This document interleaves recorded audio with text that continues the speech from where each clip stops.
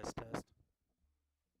time to work after she retired. She goes, I'm busy all the time, and I get that. Yeah, yeah. My problem is I make myself a list every morning, and there's no way in the world I can complete that list. I try to make mine Monday. Again, like I used to. Y'all just have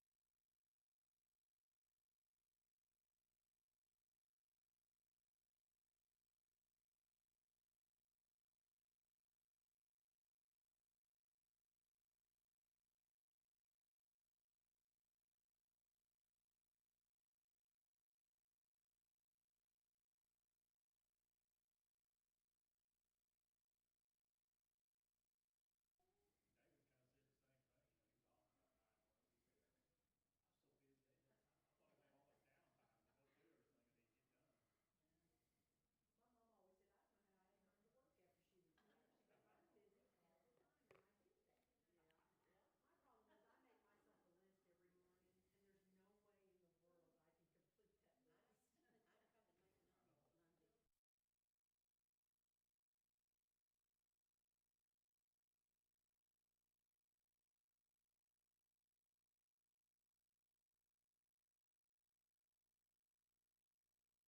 that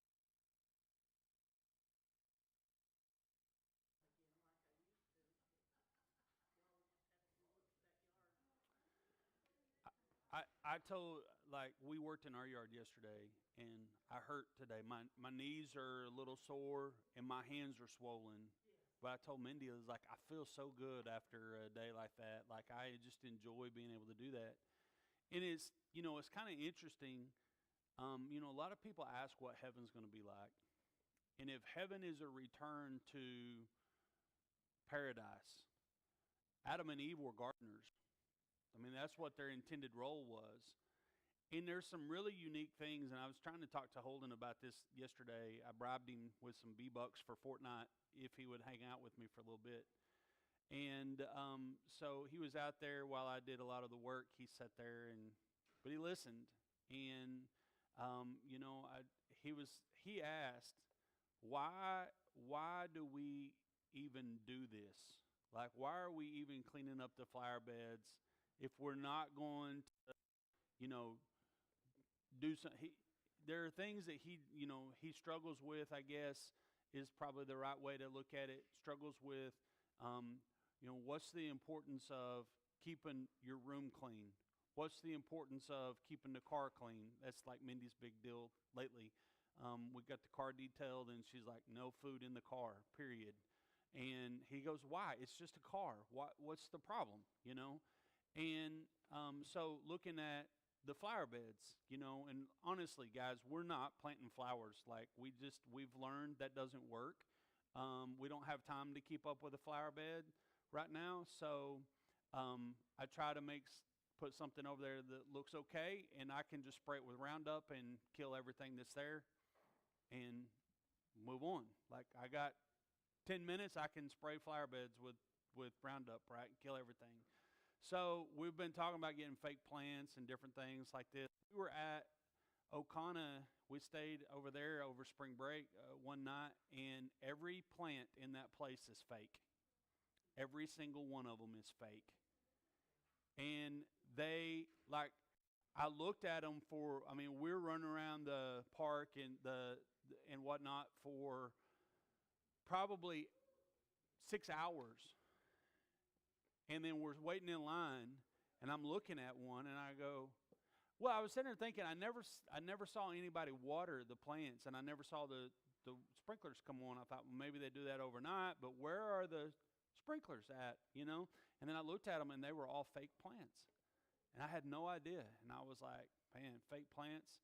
And our trees out front, You know, they've looked beautiful no matter how many times they've been blown over by the wind and whatnot. They've been uprooted several times, and they still look wonderful because they're. Anyway, but I told him, I said, you know, messing with your garden, especially a flower garden, is one of the most um, easy ways that you can actually connect with God is by planting a flower garden, because you can't get anything from it. Oh, they're beautiful to see. That's right. That's interesting because that's what the tree of life was. It was pleasing to the eyes. That's what it was. And so in the garden, you look at all the other trees, they were good for food. But the tree of life was pleasing to the eyes. And that tree was valued just because it's a tree, right? Not for anything else that you can get from it. Not that you can get food from it. Not even necessarily that you could get shade from it. Anything like that. You couldn't get anything from it. You could just value the tree for being a tree. And I was like, that's one of the most easy ways that we can connect with God, because God values us not because of what we can do for Him, but just because of who we are. And that's what God asks all of us to do, is to value other people not for what they can do, but to value them for just being people, being creatures that are made in God's image. And so, you know, it's like when we're working in a garden and you're sitting there and you plant this flower, that flower is dependent upon all the rain and whatnot. But if you put it in a bad spot, like if you don't read the little tag at Lowe's and you buy one that says shade and you put it out in the middle of the sun, it'll last about 3 days. And then it's dead because it can't handle that much heat, direct sunlight, and all that kind of stuff, right? And so you've been a bad gardener. You didn't value that plant for who that plant was or what that plant is, right? You just said, well, I think you're beautiful and you would look beautiful over there, but that's not its habitat, right? It's not going to grow anyway. But I told him, I said, what was Adam and Eve? What were they? What was their job in the garden? And they were there to work and protect the garden. And, you know, we look at paradise. The word Jesus used today, you'll be with me in paradise, in the Septuagint. So the Septuagint is the Greek translation of the Old Testament. In the Septuagint, the word Jesus used in the New Testament, in the Greek New Testament, is the same word that in the Septuagint is talking about the Garden of Eden. Today you'll be with me in paradise. You should be thinking, today you'll be with me in a Garden of Eden type of a setting. So whatever your images of Garden of Eden is, when Jesus said paradise, that's what you should be thinking of. And so I was like, it's just really interesting because, you know, tending to your flowers, that really all you can do is get joy from looking at them. That is one of the most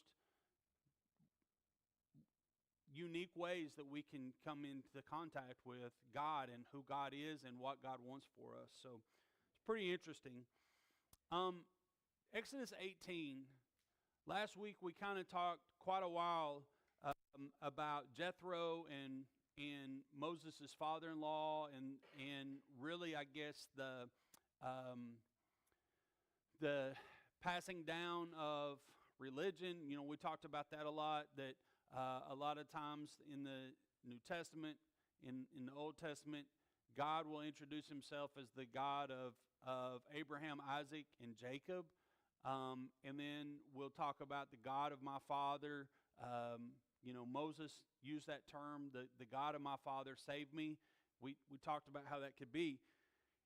And there's a part in 18 that I want to spend some time looking at, and it's really, you know, it's really something that's been helpful to me in my endeavors, but it's also, you know, should be very helpful to you in maybe recognizing a role that you don't maybe think that you would have or whatever. So we got to, man, I had it marked and I've scrolled somewhere.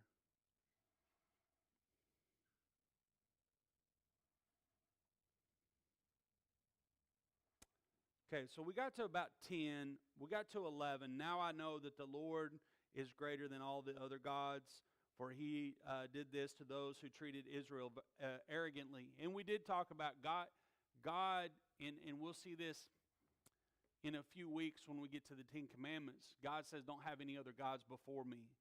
And we may not, just to drive this point home even more, we may not list out the God of entertainment as the God of entertainment. But when we choose the God of entertainment over the God of the Bible, the God of the universe, for the way that we, use our time or our resources or anything like that, then we are worshiping the God of entertainment. We just don't have a name for it. At least some of these people in the Old Testament or in Bible times or in ancient times actually listed out a name of their God. Sometimes we don't even do that. So, anyway, verse 12. Then Jethro reminded us again, this is Moses' father-in-law, and it's weird, right? We've just been talking about Jethro, Moses' father-in-law. Why does the Bible need to remind us again that this is Moses' father-in-law? I don't know. Who was Moses' dad? Okay. So Moses' dad, who was he? Was he Pharaoh? Was he Pharaoh's daughter's husband? Was he the Israelite that just was the, not to be crude, the sperm donor, right? Just the guy who genetically fathered him. Who was his father? And that's a problem that a lot of people have. Who is my dad? You'll get into people that look at this and they'll say, you know what, my biological dad was not a dad, but this person was a dad to me. And we talk about father figures. We talk about all these things. This identity, who am I? Maybe I'm adopted. I don't even have a clue who my biological parent is. And I can go do the 23andMe and try to hope maybe there's a connection out there and try to figure out on Ancestry.com who my ancestor is, who my biological person is. But, we don't know necessarily who our dad was. And this is something that and I forgot to send this message before we got started. I apologize. Let me just send this real quick.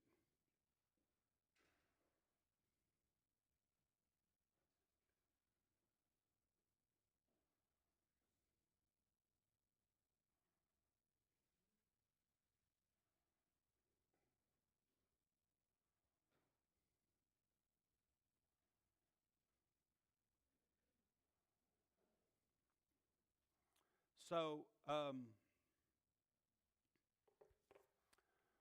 Moses has this identity problem. And, a lot of times whenever we get to a situation in life, maybe we got a new job, maybe we inherited some sort of a family problem. Mindy was telling me about a coworker of hers that's raising her brother's kids, and then also his brother's,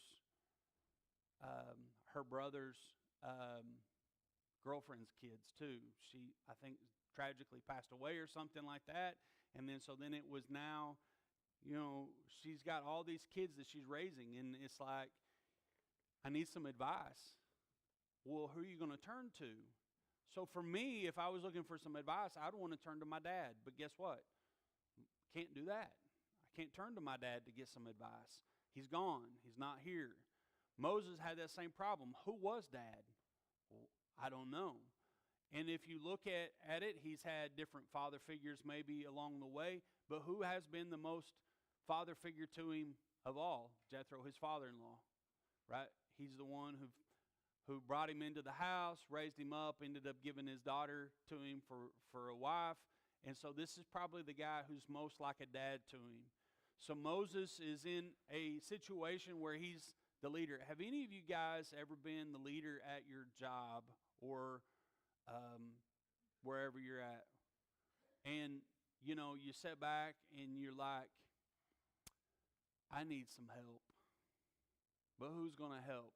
And you go out and you maybe even say, hey, I need some help. Who wants to help?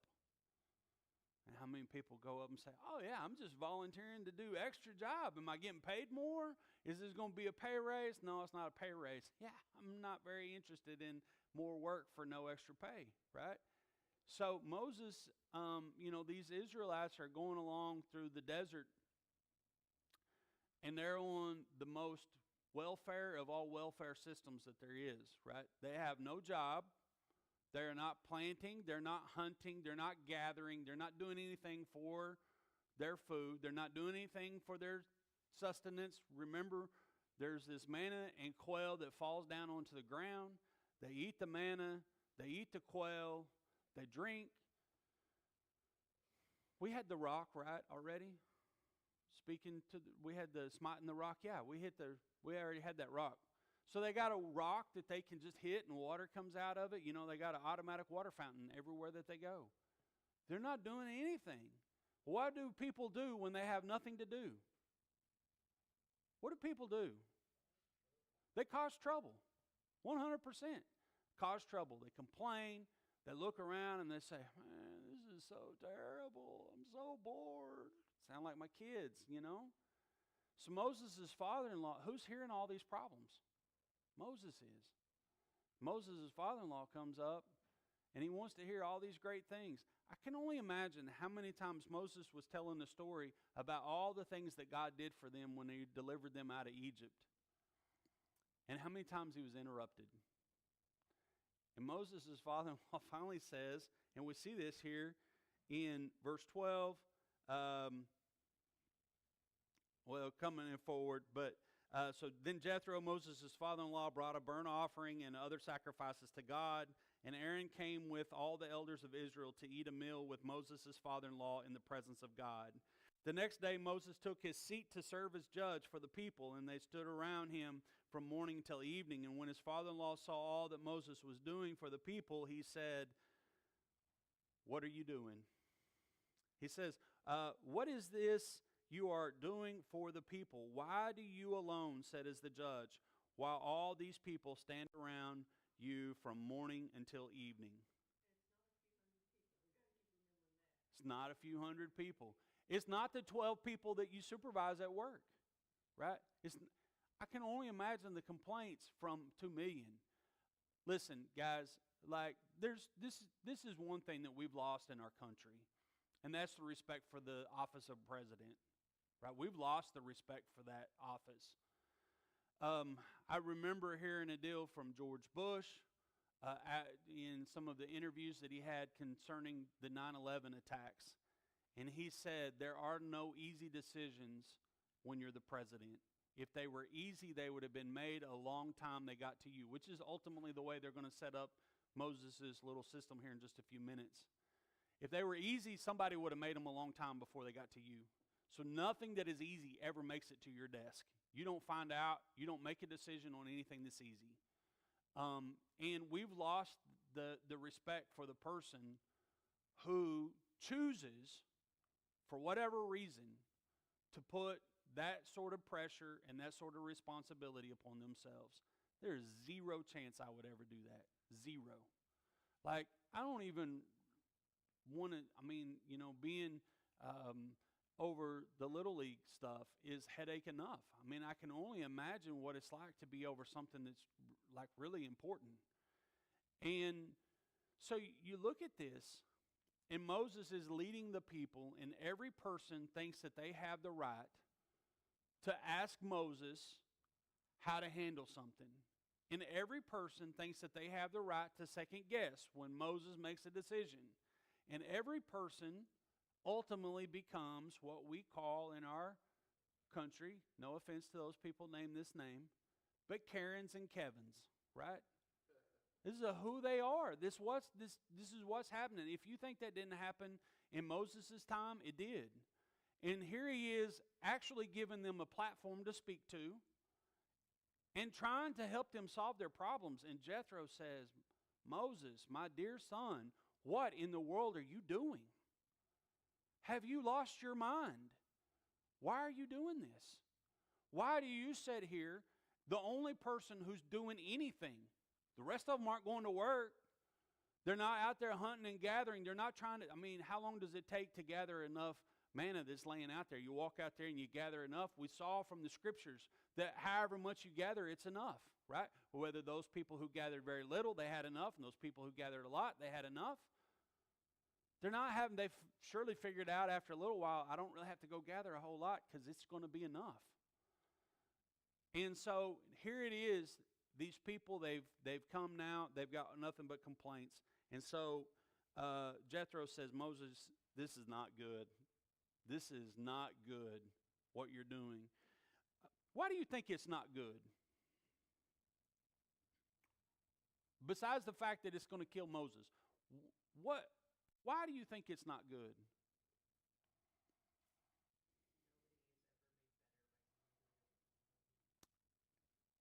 100%, I agree with that. You got to have a purpose. You got to have some sort of responsibility. There's no fulfillment from the people that are complaining. Anything else?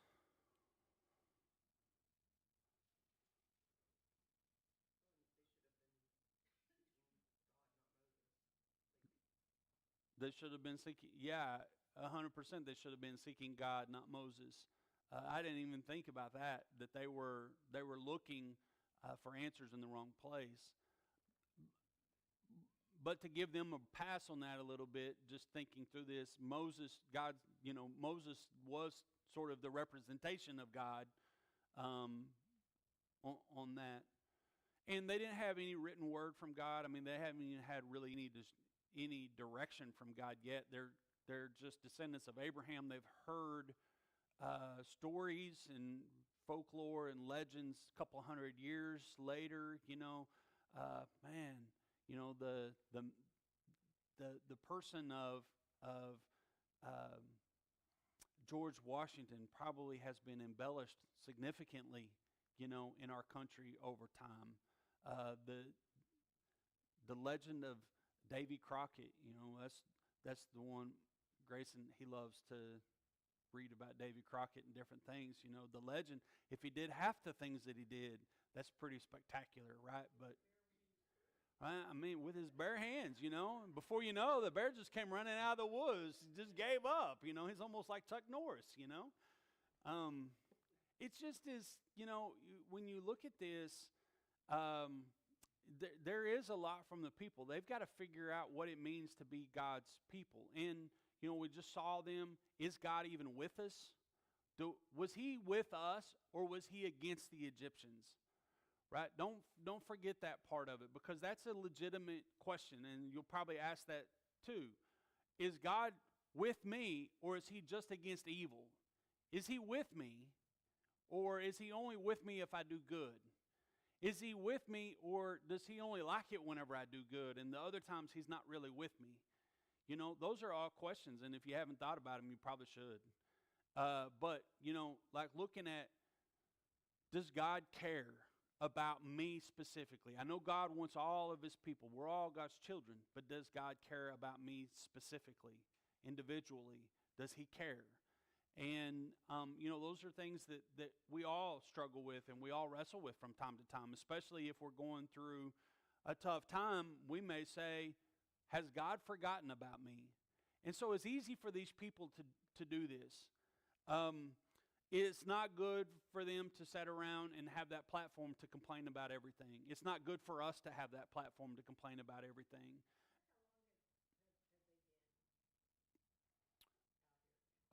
So we're going to look at that in chapter 19. Not very long. Not very long. So Mount Sinai, ultimately, the giving of the law and the Ten Commandments, they're actually going to partake of the first Passover meal, celebration of Passover event at Mount Sinai. So all this time leading up to Mount Sinai, it's only been 90 days to maybe a little bit more than that. The scriptures say that it was 3 months from the time that they left Egypt, that they entered the desert. And then so you're looking at about 100, maybe 120 days total since all of these things that have happened. People really haven't had a long time to digest it. But you also got to remember this too. These people were used to working long hours all day long, you know, no days off, all this kind of stuff, to now they're sitting around and doing nothing. And it's rough. They got to learn how to move on.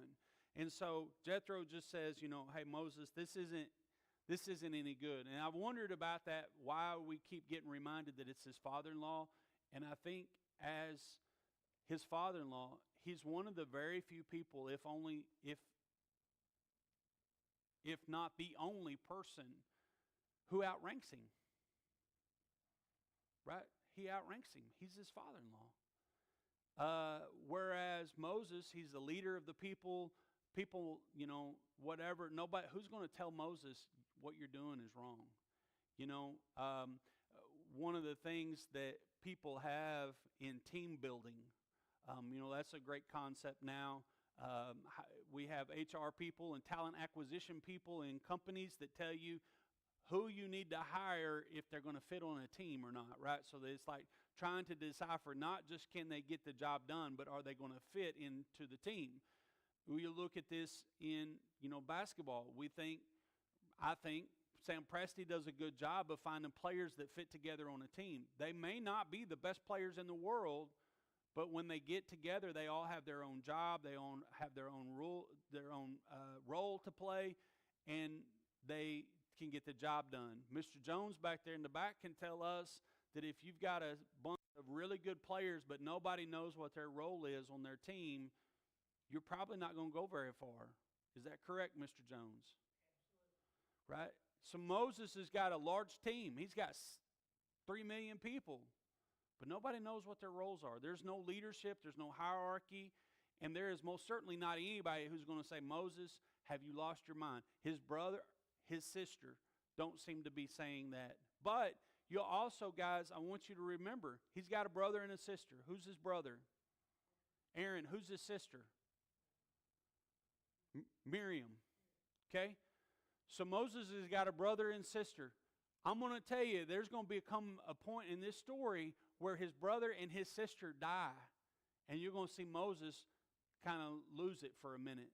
Because all those people that are his advisors, those close cabinet members, those people close on his team, they pass away. And now he's by himself again. So right here, we're setting up a hierarchy of people that can support him and leading the country, the group of people. And when that system falls apart, Moses falls apart a little bit too. Let's fast forward a little bit. But it makes sense if we stop and think about it. If we quit just reading the story as just this is a story and start like looking at the story and saying, if I was Moses, how would I feel in this situation? I'd be overwhelmed. Well, if I feel overwhelmed, don't you think Moses did too? And even if he had a lot of training, God's Spirit is with him, God's Spirit's with you too. Why do you feel overwhelmed? Because life is overwhelming, right? It's not, you know, God's Holy Spirit is with you and maybe even closer to you than it was with Moses. It's interesting, we'll be reminded before too long. Well, a couple of Sundays will be Senior Sunday. So like next Sunday is Mother's Day, and then the Sunday after that is the seniors' graduation. So we won't be following our timeline really out of the New Testament. We'll kind of jump off that ship and have some themed lessons the next 2 weeks. Not today, but the next 2 weeks after that. And on Senior Sunday, I'll be looking at Deuteronomy chapter 30 again. And Moses there reminds us that God is not across the ocean, that somebody's got to cross it to go find him. He's not down in Sheol, that somebody's got to go down to the underworld to bring him back. That's not where he is. He's very near to you. And he's right next to you. Well, now say he lives inside. That's even closer than next to. He's inside. So why does life feel overwhelming to us? Because it is overwhelming, right? Life is overwhelming. But so they set up this deal. So why do you alone, verse 14, why do you alone sit as judge while all these other people stand around you from morning until evening? Moses answered him, because the people come to me to seek God's will. Whenever they have a dispute, it is brought to me, and I decide between the parties and inform them of God's decrees and instructions. Moses' father-in-law replied, what you are doing is not good. Interesting, too, God pronounced all the things that he did at the very beginning of time and creation as being good. If you look at the Exodus as a new creation, where you get the parting of the waters, where you get the bringing forth things from the land and whatnot, birds of the air and different things that have happened along the way. If you just stop for a moment and think of this as a new creation, Jethro is interjecting kind of almost as in the role of God and saying, what you're building here is not good, versus God announcing all the things that he did was good. So just kind of think about that. Not that Jethro's speaking on behalf of God or being able to make a decree, but he's kind of playing that character. If you look at it as a story, that same character of God, and making the pronouncement of what's going on is not good. It said, you and these people who come to you will only wear yourselves out. The work is too heavy for you. You cannot handle it alone. Listen now to me, and I will give you some advice, and may God be with you. You must be the people's representative before God and bring their disputes to him. Teach them his decrees and instructions and show them the way they are to live and how they are to behave. Okay? So to this point, if I'm Moses and I'm sitting there and I'm hearing Jethro talk to me, what am I thinking? That's what I'm doing. That's what I'm doing. I am teaching them his decrees and his instructions, and I'm showing them how to live and how they're to behave. Jethro, what's your point? That's what I'm doing. Jethro says, no, you're not. You need to select some capable men from all the people, men who fear God, trustworthy men who hate dishonest gain, and appoint them as officials over thousands, hundreds, fifties, and tens. It's almost like we have in our court systems, right? You'll have a local court, and then you can escalate it up, and there's the courts that, and I don't remember all this stuff, but the courts from the civil appeals, you got those appellate courts, and then you've got the criminal appellate courts, but then you have this ultimately Supreme Court up there that's presiding over all of them. And it's almost like, Moses, you be the Supreme Court, let other people be the other courts, and let them handle it, right? Select people who are people of the people, right? They're from the people, and they're people who fear God, that they hate dishonest gain. And then it says in verse 22, have them serve as judges for the people at all times, and have them bring every difficult case to you. The simple cases they can decide themselves, and that will make your load lighter because they will share it with you. That's a big key right there. That will make your load lighter because they will share it with you. If you do this, and God so commands, you will be able to stand the strain, and these people will go home satisfied. Moses listened to his father-in-law and did everything he said. He chose capable men from all Israel and made them leaders of the people, officials over thousands, hundreds, fifties, and tens. They served as judges for the people at all times. The difficult cases they brought to Moses, but the simple ones they decided themselves. Then Moses sent his father-in-law on his way, and Jethro returned to his own country. So we will be able to get a little bit into 19 today. Any thoughts? Any questions? Any observations?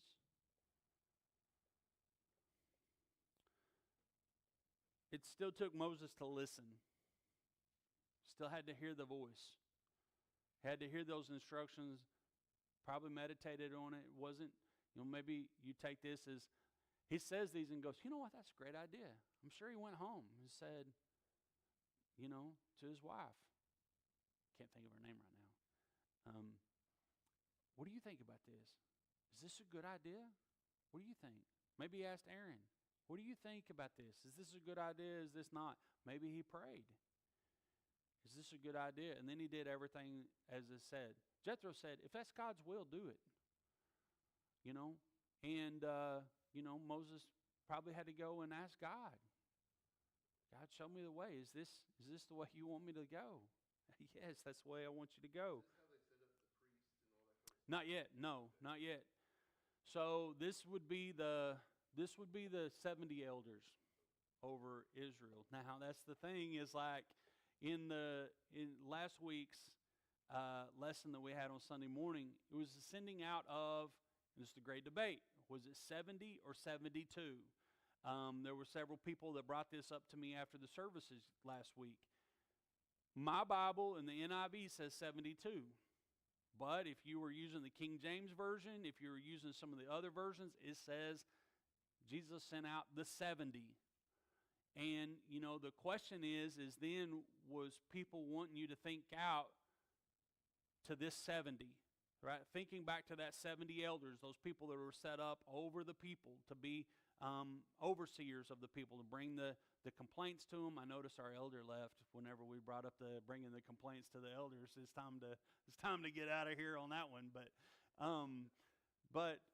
to set that up, and that's the reason why and I said I wanted to be able to pull a correlation, but I don't know if that was manufactured by people who were translating it and wanting to pull a correlation between the 70 that Jesus sent out and the 70 here, or if the scriptures actually say 70. I have no idea. The NIV and the NET, which is the kind of one of the newest translations that's really scrutinized, that they've really looked at the scriptures. It's the most footnoted work that has ever been done. If you really want a great study Bible, the NET is the study Bible to get. There are more footnotes and reasons why they translated phrases the way that they translated them. So you're like wondering, why did they put it this way? They've got a footnote that says this is the reason why we chose to put it this way. Other translations may say this, but we've chosen this because, and they've given every reason why every word has been translated the way it has. Not to that level, but any words that are in dispute. So whenever people come up and they say, I'm not sure that's the proper translation, they did that. The interesting thing is, no matter how good the translation is, it's still a translation. The original scriptures are the original scriptures. And, not all of us are able to read Greek or Hebrew, and so therefore we have to rely upon the translators. But we need to understand that the translators and these translations are not necessarily the infallible Word of God. I like to hear several translations. Correct. People say, and then that way you can get the concept of the idea, and not just Yeah. a word or thought. But you get three or four of them together, they can point you to kind of the idea of it. So if on that note, on my Bible app that I use, I have 1, 2, 3, 4, 5, 6, 7, 8, 9, 10, 11, 12, 13 translations that I will reference through. There's more, but those are the 13 that I've chosen for various reasons. And if I get to a verse that I don't understand, then I'll download another one and read it. But those are the ones that I have on my app here.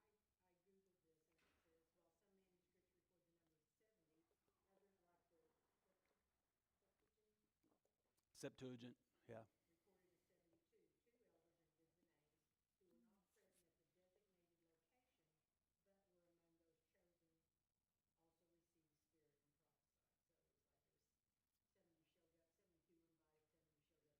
And the other two were late. They didn't get their name in the book. They didn't get their name on the official roster. Yeah, and I mean, so, you look at it and you go, well, and this is what I tried to point out last week, if we get so hung up on some of those things, we miss what that whole passage was about. I got more to say about that later today. Anything else on chapter 18? Okay, chapter 19. I want to read through this and just to really serve as an introduction, because we're not going to make any comments really on this today. But I want to read through this, and I want you to think about this. Maybe we'll make some comments. Okay, so verse 19, or chapter 19, verse 1. On the first day of the 3rd month after the Israelites left Egypt, on that very day, they came to the desert of Sinai.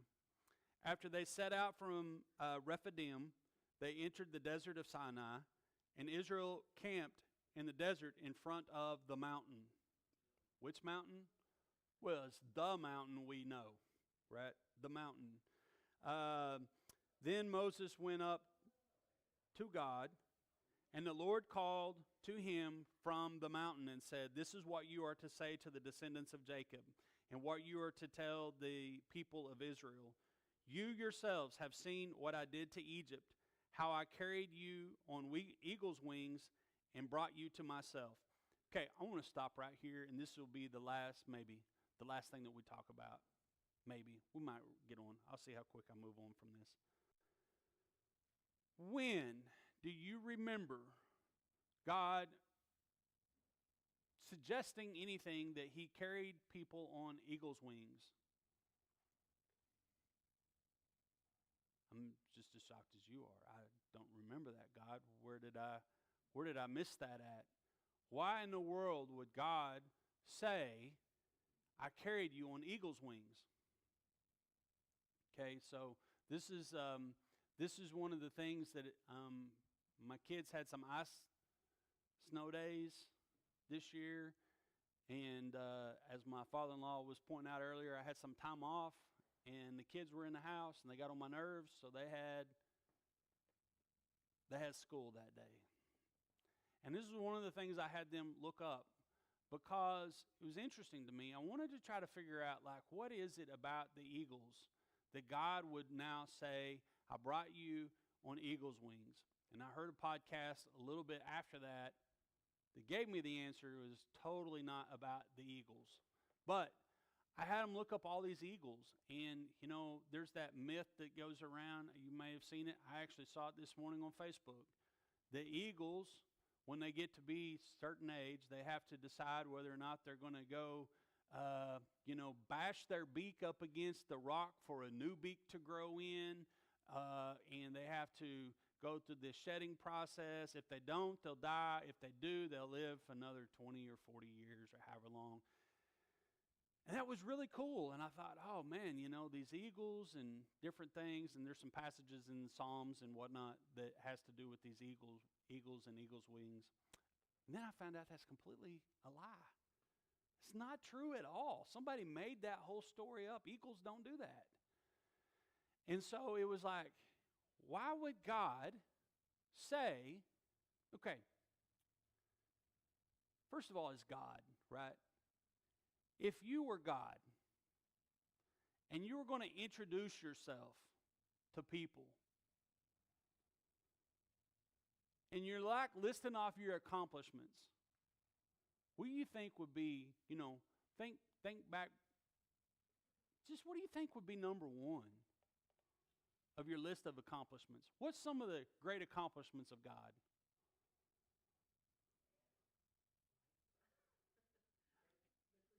He gave you life. I'm the creator of the universe. And remember, at the beginning of this entire book, God said, not at the very beginning, chapter 6, God said, "I'm going to show you who Yahweh is." And so all of this stuff, if you look at all of the moments that come before this, that precede this, that lead up to this, God has been intervening in their life, but they don't really know for certain that God is intervening on their life, on their behalf. For example, the question, is God really with us? Right? Was he against the Egyptians, or is he with us? So God is making an introduction, and he says, you go tell the descendants of Israel, the descendants of Jacob, all of the family down there, you go tell these people, you have seen what I did to Egypt. You have seen how I carried you on eagle's wings, and I brought you to myself. Then he says, now if you obey me fully and keep my covenant, then out of all the nations you will be my treasured possession, although the whole earth is mine.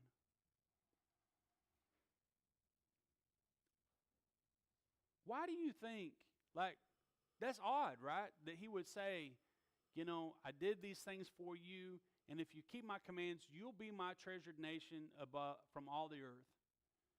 And oh, by the way, the whole earth is mine, right? It's all mine. But somehow, the whole of it is not going to be as treasured as you specific group. Right? Seems kind of odd, don't it? Okay. Well, we got cut off a couple of minutes early today. So we'll look at this next week.